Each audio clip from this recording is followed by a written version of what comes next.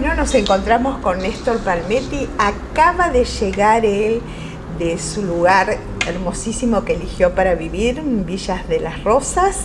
Él es técnico en dietética y nutrición natural y me siento como muy vieja contigo porque nos conocimos hace muchos años, puntualmente en 1992, aunque les parezca mentira. Y me regalaste tu primer libro, al cual lo tengo dedicado, y se sienta acá el señor y me dice, esto no se reedita, no va más. El cambio que pasó desde que escribiste este libro a hoy es impresionante, así que me gustaría que nos cuentes un poco, Néstor, estas investigaciones que seguís haciendo y que nos está mostrando a nosotros qué es lo que nos pasa con las bacterias y con todas estas cosas que estás descubriendo a esta altura, no solamente vos, ¿no? Todo el mundo. Yo creo que es una maravillosa oportunidad de crecimiento evolutivo y que la humanidad se tiene que y se está beneficiando de todo esto, porque hace 2013, cuando el Instituto Nacional de Salud de Estados Unidos publica la primera secuenciación genética de bacterias, empieza la sorpresa de que somos más bacteria que célula, y esto abrió unas líneas de investigación que están en pleno desarrollo, tratando de comprender ese bioma. Es decir, por cada célula nuestra hay 10 vidas independientes, 10 bacterias, 10, llamémosle, nosotros decimos bichitos, ¿no? Es decir, 10 bichitos por cada célula, son más bichitos que células. ¿Qué hacen esas bacterias? ¿Cuál es su función? Ese es todo el gran desafío del estudio sobre los biomas, los microbiomas humanos. Ya no se habla más de flora intestinal porque es un término que quedó desactualizado, ya se hablan de ecosistemas bacterianos, ya se habla de un cerebro bacteriano, porque tienen conductas, imprimen conductas, manipulan nuestras conductas. En definitiva, nosotros somos la consecuencia de ese ecosistema. Y cuando ese ecosistema se desordena, lo que se llama disbiosis, hay un mecanismo de supervivencia que obliga a actuar. Ellas actúan, nosotros también actuamos, y se produce un mecanismo de adaptación. Entonces, cuando nosotros hablábamos de nutrición y hablábamos de comida y alimentos, es ridículo pensar en esos términos cuando no se incorpora el conocimiento de qué pasa con las bacterias que tienen que procesar esos alimentos. Porque en definitiva uno puede tener el tomatito orgánico, la lechuguita orgánica, ¿y quién va a procesar? Si en el interior del intestino están anclados los ecosistemas putrefactivos. Entonces hay que pensar en actuar sobre ese ambiente, reordenar ese ambiente para poder disfrutar de un buen proceso metabólico digestivo, para tener una buena apropiación energética y para poder empezar a reconstruir un orden perdido a nivel celular, o sea, a nivel de síntomas y manifestaciones. Por eso nosotros estamos usando un concepto, porque bajar esta información que es árida a nivel científico, bajarlo a la gente, sí. El tema es el siguiente: si vos tenés un territorio, te gustan las plantas, sí, tenés un territorio y lo descuidás porque te fuiste 6 meses de viaje, cuando volviste, ¿qué encontraste? Un baldío. Claro. O sea, ese huerto o ese jardín se convierten en un baldío. ¿El baldío es irrecuperable? No. Hay que volver a trabajar. Hay que desmalezar todas esas malezas que se han desbordado, carpir la tierra, echar abono, conseguir buenas semillas, regar todos los días, proteger del sol, que haya buena química en ese suelo, y va a volver a haber frutos. Es un proceso de toma de conciencia y sobre todo de toma de responsabilidad. Ahora, para entender un poquito, ¿no? O por lo menos traducirlo y poder captar este cambio tan brutal, ya no depende solamente de la alimentación. No, hay muchísimos factores que hacen que vivamos armoniosamente. Exacto. Hoy, por ejemplo, se están descubriendo hasta las tendencias sexuales, o sea, las bacterias, estudios científicos, no sí, es que son cuestiones subjetivas. Las bacterias determinan la elección de la pareja sexual, o sea, qué tipo de sexualidad elegimos funciona al orden bacteriano, porque el orden bacteriano modula el nivel hormonal. Ahora se saben que hay bacterias que consumen estradiol y otras consumen testosterona. Esas hormonas antagónicas, masculinas, femeninas, dentro del cuerpo, procesadas o consumidas por estos huéspedes internos, van a determinar un desorden hormonal. Y en función a ese desorden va a haber una respuesta, una conducta. Entonces ahora se empieza a explicar, por ejemplo, lo que se llama normalmente locura, la enfermedad mental. Ahora las investigaciones del bioma descubren que con los psicobióticos, o sea, probióticos, que sirven para restablecer el orden, ese enfermo mental deja de serlo. O sea, el loco, decirlo en palabras vulgares, el loco deja de ser loco cuando se adecúan nuevas bacterias y se reordena el sistema bacteriano en su intestino. ¿Y quién te puede asesorar de esto? Bueno, porque ahora yo pienso, un médico general, no. Un médico de alimentación, difícil. Hay dos problemas en esto. Primera instancia, todo este saber que viene desde 2013-2014 todavía se llama, a nivel científico, es información cruda. O sea, son publicaciones científicas, son estudios científicos, pero que están en un nivel de crudo, de ser bajado a un territorio. Para que este material llegue a la Facultad de Medicina y que los libros de medicina incluyan esta información, van a pasar unos cuantos años. O sea que no podemos esperar ese proceso que es normal en la ciencia, de ir bajando la información a los niveles académicos, por un lado. Por el otro lado, se requiere una integración de conceptos, porque ya no sirve ni el microbiólogo, los pedazólogos, los especialistas en pedazos, no dan respuesta porque hay que ver todo integrado. Vas a un endocrinólogo, habla de tiroides, habla de levotiroxina, habla de T4, pero no ve el contexto bacteriano. Por ejemplo, unos parásitos consumen la T4, o sea que la persona cuando está tomando levotiroxina, cuando está tomando la medicación para la tiroides, está alimentando, es como si le da alimento balanceado a sus huéspedes, a sus parásitos. Entonces hay que empezar a ver todo desde un punto de vista mucho más abarcativo, porque no se trata de poner o sacar la levotiroxina, sino de restablecer el orden en ese ecosistema. Y ese ecosistema está formado por bacterias que son nativas, habituales nuestras, y oportunistas que han tomado el espacio que han dejado las bacterias nativas desordenadas. Ahora, ¿por qué crees este desorden? ¿Qué pasó en la humanidad? Porque es súper interesante saber si antes era todo más lógico, más normal, la alimentación. ¿Qué pasó con el ser humano? ¿Qué pasó con el hombre? Fue el desborde de estas últimas 4 o 5 décadas donde se rompieron los vínculos ancestrales y tradicionales. O sea, había una cultura que se dejó de lado en pos de la industrialización, del facilismo, del microondas, del pronto, del todo ya. Entonces todo eso rompió vínculos familiares, tejidos sociales, se desmembró la estructura familiar, la estructura clan, la estructura tribu, en aras del individualismo, y todo eso va generando daños en nuestro ecosistema interno y en nuestro ecosistema social. O sea, la sociedad también se va fragmentando. Y vamos siendo consecuencias de todas esas transformaciones que son muy violentas, porque todo esto nos está pasando en los últimos 40 años. Yo me acuerdo de mi infancia, y estoy hablando de los años 60, 70, era totalmente diferente a esto. El baño era diferente. Sí.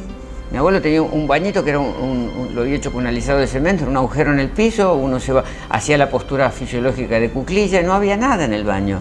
Hoy entras a un baño moderno, hay jacuzzi, sauna, 3D, música funcional, y eso es una disociación de la realidad. Seguro. Porque estamos cada vez más lejos de lo fisiológico. A nivel alimentario sucede lo mismo. Antes todas las cosas se hacían en casa, claro. Ahora se compra todo hecho.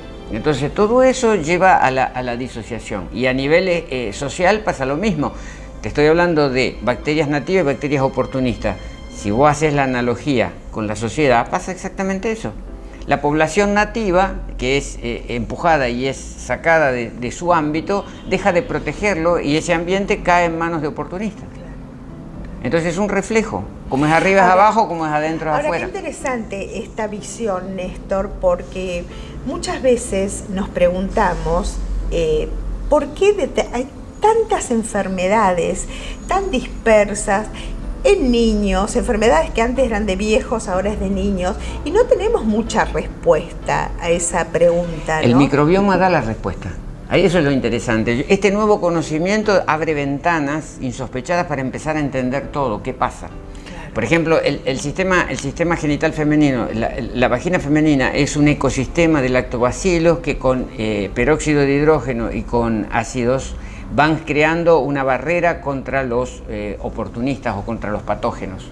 ¿Qué pasa cuando la mujer pierde esa naturalidad y pone en esa área, pone jabones, detergentes, perfumes, tampones, toallitas, todo eso altera el ecosistema y abre el campo para esos patógenos que toman el control y te das cuenta que ahí no hay respuesta porque vas de infección en infección, vas de cistitis, vas al ginecólogo, vas a usar un antibiótico, y estamos siempre con picores, con irritaciones, con fibromas, con miomas, con quistes. O sea, todo un proceso degenerativo. Qué impresionante, porque me llevas a la gestación. ¿Qué pasa con esa mamá cuando tiene el bebé en la panza? ¿Y qué pasa cuando ese bebé tiene que pasar por el canal vaginal para inocular su primer sistema inmunológico, cuando el desborde hace que en lugar de inocular positivamente, ese bebé nazca con una inoculación negativa? Y eso le va a condicionar su desarrollo. Claro. Y por supuesto que eso tiene que ver con lo que come la madre, o sea, con el alimento de la madre, cómo gestó la madre, en qué condiciones. En este momento hay una irresponsabilidad en el sentido de que, por ejemplo, la madre está con tiroidismo, tomando levotiroxina y se embaraza y lleva adelante el embarazo, diabetes, se llevan adelante embarazos en situaciones que son patológicas. Y claro que después todo eso es una consecuencia, más todos los métodos artificiales de administrar ese proceso, ya el parto que no es respetado, la cesárea con fecha programada, el niño cuando nace es lavado como si hubiera nacido sucio, se le corta el cordón, se lo separa de la madre, se le pincha el dedito. O sea, un montón de cuestiones que van a repercutir en la salud física, emocional, energética de ese ser en desarrollo. Y por eso con Marcia hacemos los talleres de Creando Futuro Consciente y Calidad Reproductiva, porque hay que llamar a la responsabilidad, porque si no estamos fabricando un futuro de degradación, un futuro de deterioro, un futuro de autismo, de trastornos de desarrollo, un futuro... Nos están llegando al espacio chicos de 7, 8, 10 años con diabetes insulino dependiente, o sea, ya ya necesitan todos los días una inyección de insulina. En la infancia, cuando antes la diabetes era un problema de los viejitos tenían diabetes. Nos llegan casos de esclerosis múltiple que es invalidante y que el sistema no puede resolver en jóvenes de 20 años. Antes también era un problema de los ancianos. O sea, estamos acelerando la degradación en tal forma, pero ahora lo positivo, y digo, no veamos esto apocalípticamente, veámoslo desde la oportunidad, porque son problemas que son oportunidades de crecimiento. Todo esto nos abre un panorama maravilloso de autogestión, de responsabilidad individual, de procedimientos caseros y hogareños, cosa que el ser se empiece a empoderar, empieza a recuperar ese poder que perdió. ¿Qué es lo ancestral? En lo ancestral había una responsabilidad individual. Nuestros abuelos hacían cosas, hacían enema, hacían hierbas, hacían purgantes, tenían su quintita, tenían un montón de autogestión. Entonces dependían muy poco del exterior. Nosotros, como no hacemos nada, dependemos todo de terceros y de un sistema que te hace dependiente. O sea, te hace y nosotros nos dejamos hacer. Hay como una sociedad. Seguro. Entre esa irresponsabilidad y el que lucra con esa dependencia. Vamos a lo práctico, porque a mí me encanta, ¿no? Los resultados. Ustedes tienen un lugar espectacular, la gente recurre a ustedes generalmente y lamentablemente cuando ya tienen una patología. No van para educarse desde la prevención. Cuando llegas acá, los distintos lugares que vas a dar conferencias y charlas son para apertura de conciencia, como en este medio Apertura de Conciencia. ¿Cómo se podría, no sé, manifestar esto masivamente para saber no solamente desde cuando tenés una enfermedad en la familia o uno está enfermo, sino para prevenir desde la alimentación, desde un montón de cosas, porque no es solamente la alimentación, un buen vivir? ¿Cómo podés lograr masivamente al público? Se está logrando mucho más rápido de lo que uno piensa, y por eso uno es positivo en ese sentido y es optimista por naturaleza, porque se está dando ese trasvase. El espacio mismo es un ejemplo, es decir, veníamos de muchas personas de alta edad y con altos problemas y con problemas ya degenerativos, y si bien siguen estando esas personas, hay muchas personas que ya lo hacen, como decías, preventivamente, ya no por el problema en sí, sino porque quieren algo mejor, porque sienten algo interiormente que los está llevando a buscar un cambio en sus vidas, y no saben bien qué, pero saben que ya no quieren lo que tenían o lo que tienen. Claro. Entonces hay una actitud más proactiva y más preventiva, y sobre todo en jóvenes. Nosotros tenemos un programa para pasantes jóvenes de menores de 30 años que justamente tiende a eso, a formarlos, a que hagan la experiencia, no porque tengan un problema, sino porque quieren estar mejor. Y que después esas semillitas empiezan a expandir otra semillita y se va creando un tejido muy interesante, muy horizontal, pero muy abierto a que la expansión suceda. Y hoy en Ahora, día tenemos claro, muchos recursos, tenemos medios electrónicos, tenemos un montón de comunicación, posibilidades sí, comunicacionales sí, que es maravilloso. que hay que usarlos en función a esta expansión de conciencia que es el empoderamiento, que la persona recupere el poder que perdió inconscientemente. ¿Cómo se lucha, si es que es una lucha, ¿no?, contra los médicos muy estructurados o con los fármacos? ¿Cómo se hace? A nosotros el bioma nos enseñó, el conocimiento de las Sí. bacterias nos enseñó que no hay que luchar. La vida no es lucha, la vida es cooperación. A nivel bacteriano, dentro de un cuerpo ordenado, las bacterias no se están peleando y no hay una lucha, una necesidad de matar. Entonces, hay una cultura que sigue, el sistema se basa en el concepto de Pasteur, del antibiótico, de que hay que matar al bicho malo. Bueno, para ese estado de conciencia hay estados de conciencia que van a seguir demandando eso. No se va a producir un cambio de un día de hoy para mañana, de que todo cambie radicalmente. Eso va a requerir que esta masa crítica que se está expandiendo empiece a tomar mayor preponderancia, porque ya hay muchos médicos ortodoxos que ceden a ese concepto del matar, a ese concepto de la vacuna, a ese concepto de la quimioterapia, y se abren a las alternativas. Claro. Que en definitiva es esto, es reencontrarse y que el médico se convierta más en un educador, en un promotor de salud. Ahora, no le podemos pedir al médico que sea promotor de salud, porque en los 6 años de la facultad no hay ninguna materia de salud. Los 6 años son materias de enfermedad.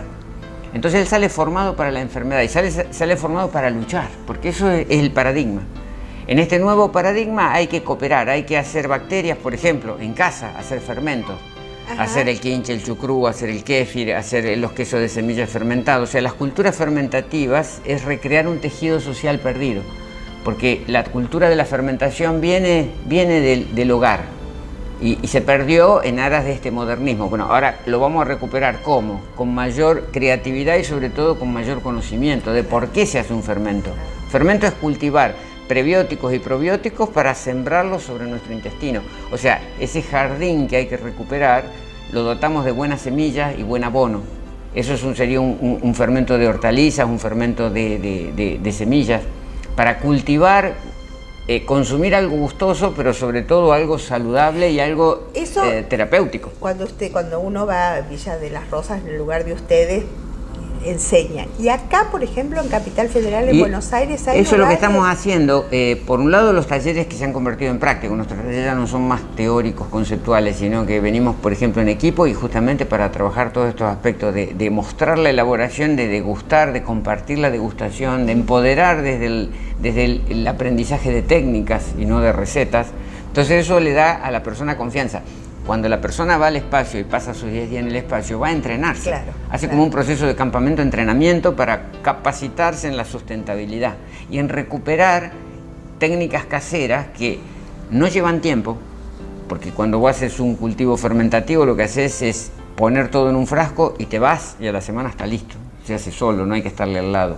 Entonces no lleva tiempo, no lleva recursos económicos, porque es nada más que los vegetales cortados con algún condimento y no hay otro recurso. Por ejemplo, para hacer un chucrú, picas un repollo y le pones sal. ¿Cuánto costo tenés? Claro. Entonces no se puede decir que es prohibitivo, que es elitista, que es caro, que me lleva tiempo. Lleva media hora picar un repollo, ponerlo con sal y dejarlo a que se fermente solo. Seguro, y ahí tenemos los mejores probióticos y los mejores prebióticos. Claro. Si eso lo sumás a técnicas de limpieza, limpiar los intestinos, limpiar el hígado, limpiar la sangre, limpiar la linfa y comer alimentos fisiológicos, solucionas todos los problemas con recursos genuinos, caseros y de autogestión.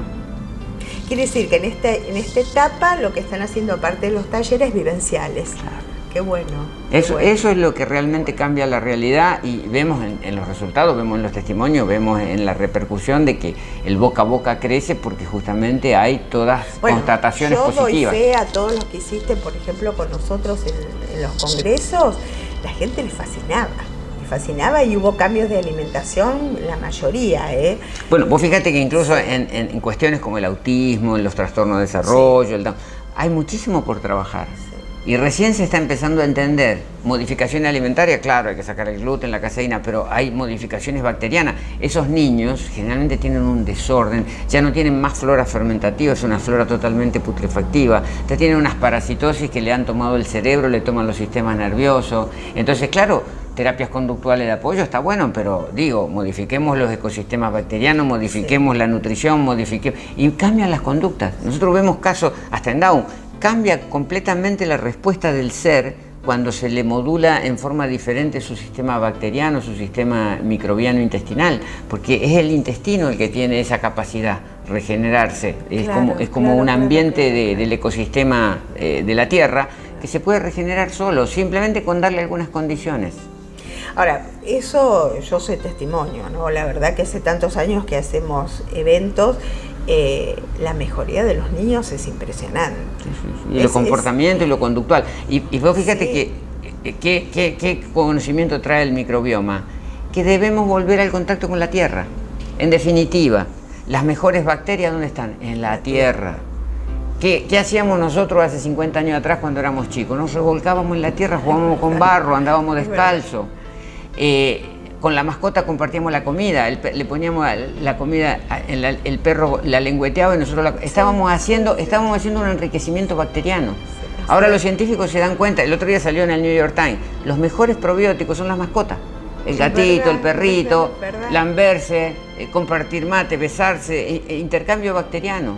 Los medios de transporte, a veces el concepto nuestro, se cayó una comida al piso, la tiro. No, juntala, te la comés, estás cargando bacterias positivas. Ahora se hacen trasplantes de materia fecal. O sea, empezamos a ver al mundo bacteriano. No trasplante de materia fecal no conocía. Sí, ya se está haciendo acá en Buenos Aires, en el Hospital de Clínica. Empezó en Estados Unidos como todo, pasó a Brasil. Pero digo, ¿qué significa la materia fecal? La materia fecal sana, de una persona sana, es un cultivo bacteriano. Eso lo introduces en un colon con deficiencias, con patologías como el Clostridium, que no tienen solución porque ya han generado resistencia a los antibióticos, ciertas bacterias. Bueno, a través de un trasplante fecal se resuelve el Clostridium y se resuelven otras patologías de gastrointestinales. Entonces tenemos recursos que son al alcance de cualquiera, son recursos verdaderamente sociales, democráticos y horizontales. Y un trasplante fecal lo puede hacer la persona en su casa. Teniendo un buen donante, disolviendo en suero fisiológico medio litro, inoculándolo en el intestino y reteniéndolo 10 minutos, ya están trasplantadas las bacterias, porque es una siembra de bichitos. Los mismos bichitos del quinche, los mismos bichitos que están en un compost de abono orgánico, el mismo bichito que está en una cámara séptica digestora de materia, son las mismas bacterias del mismo ecosistema, que hay que volverlo amigable. Claro. Y hay que dejar de usar elementos tóxicos en la piel, porque una de las cuestiones más arraigadas como desorden es nuestra falsa cuestión de la higiene, nuestro falso sentido de lo que es higiénico. Ahora parece que ser higiénico es bañarse 3 veces por día. Otra vez, cuando yo era chico, el baño era 1 vez por semana. El sábado se calentaba agua para todo y todos nos bañábamos el mismo día. Y parecía que ahora somos más limpios. No, ahí éramos más limpios. ¿Por qué? Porque durante una semana el sistema bacteriano no era perturbado. Hoy en día la persona se baña 3 veces por día, pasa detergente, arrastra todo el ecosistema bacteriano. Tenemos 100.000 bacterias trabajando para nosotros en 1 centímetro cuadrado de piel. Cuando nosotros ponemos un detersivo, eliminamos toda esa carga bacteriana. Por eso después la piel se pone seca, se esclerotiza, tenemos esclerodermia. Y vamos al dermatólogo y ponemos más corticoides y generamos más desorden. Pensaba qué felicidad si los niños estuvieran escuchando ahora, ¿no? Porque ellos en forma natural es instintivo. No quieren bañarse. Es decir, y quiere jugar en la tierra, el niño quiere jugar en la tierra. Y la madre le dice, no te ensucies. Es verdad, es verdad. Néstor, yo te agradezco muchísimo, muchísimo de haber pasado por el programa. Uno queda medio sacudido con esta Pero información. sacudido bien. No nos tenemos bien, que estresar con esta información ni tenemos que convertirla en algo negativo. Es algo positivo para la evolución. No, y aparte hay una realidad. ¿Cuántas veces nos preguntamos por determinadas enfermedades que no tienen respuesta y que nos desesperamos? Y bueno, lo dijiste tan claro. Bueno, pero a veces hay personas que necesitan esa enfermedad que no tiene respuesta, que no tiene solución, para que esa persona se estimule a buscar esa reconexión con la sabiduría celular, porque esta información y este saber ya está dentro de nuestro sistema. Es como el saber espiritual o ya está dentro nuestro. Lo que pasa es que a veces lo vamos a buscar lejos, pero a veces lo vamos a buscar lejos. Peregrinamos al Taj Mahal, vamos a las pirámides. En realidad todo estaba acá dentro y siempre estuvo y siempre estará. Gracias por pasar por el programa.